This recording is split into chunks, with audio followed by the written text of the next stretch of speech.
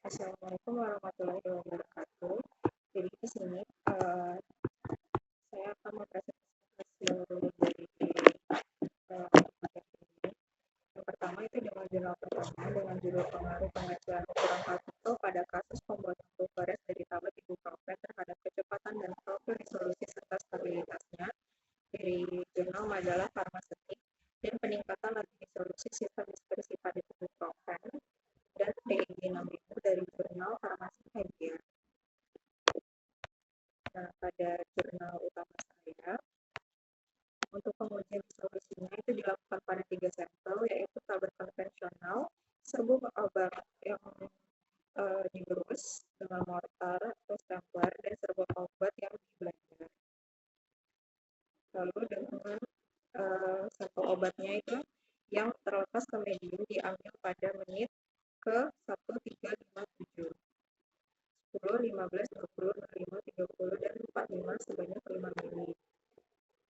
Nah, untuk medium yang digunakan itu medium larutan dapar fosfat 0,2 molar dengan pH 7,2 untuk ibuprofen. Sedangkan kalau pada jurnal pembantu itu dia uji disolusinya itu dengan serbuk dispersi padat ibuprofen PEG 6000 dalam dapar fosfat pH 7,2 dan dilakukan menurut metode pada USP 30. Nah, jadi pada jurnal utama ini itu menggunakan uji resolusi dengan tipe diode, sedangkan kalau uji pembanding ini dengan uji resolusi tipe keranjang.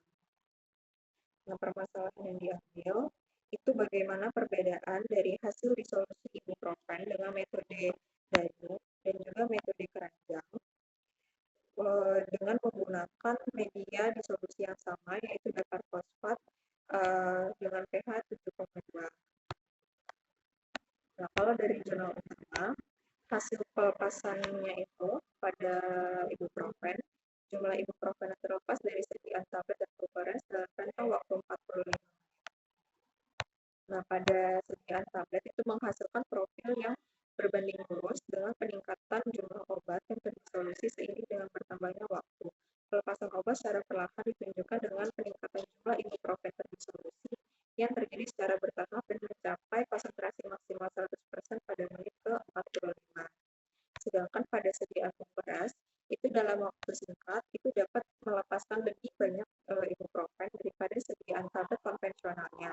Pada menit pertama, sediaan Bucharest digerus dan Bucharest blender itu sudah dapat melepaskan ibuprofen lebih dari 70%. Kemudian, pada menit selanjutnya peningkatan terjadi secara lambat hingga mencapai konsentrasi ibuprofen maksimum pada menit ke-20 untuk Bucharest virus dan menit ke-30 untuk Bucharest blender.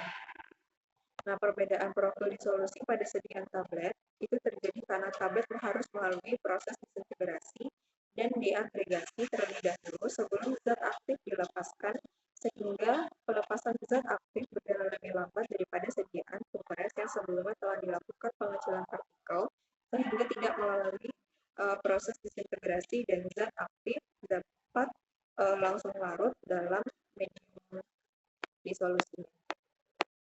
Nah, kalau pada jurnal pembanding, untuk hasil SEM-nya,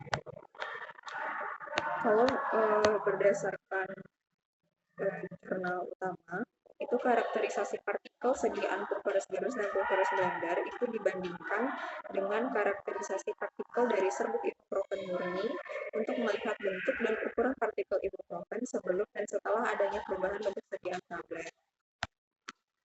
Nah, ini untuk bentuk secara scanning elektron mikroskop atau SEM dari ibuprofen di jurnal utama. Nah, perbandingan ukuran partikel serbuk ibuprofen murni dengan serbuk Bucharest hasil penggerusan dan blender itu menunjukkan adanya perlakuan penghasilan partikel yang lebih kecil daripada ukuran partikel serbuk murni pada tablet ibuprofen. Sedangkan kalau hasil dari SEM pada jurnal pembanding itu hasil SEM pada sistem dispersi padat bentuk dari partikel ibuprofen itu tidak lagi terlihat karena ditutupi oleh partikel PEG 6000. Hal ini disebabkan karena perbedaan cara pembuatan di mana sistem dispersi padat partikelnya itu dilebur sempurna sehingga kedua komponen saling melebur, atau partikel ibuprofen terdispersi dalam partikel PeG 6000. Sedangkan campuran fisika hanya dengan penggerusan. Ini untuk hasil dari SEN.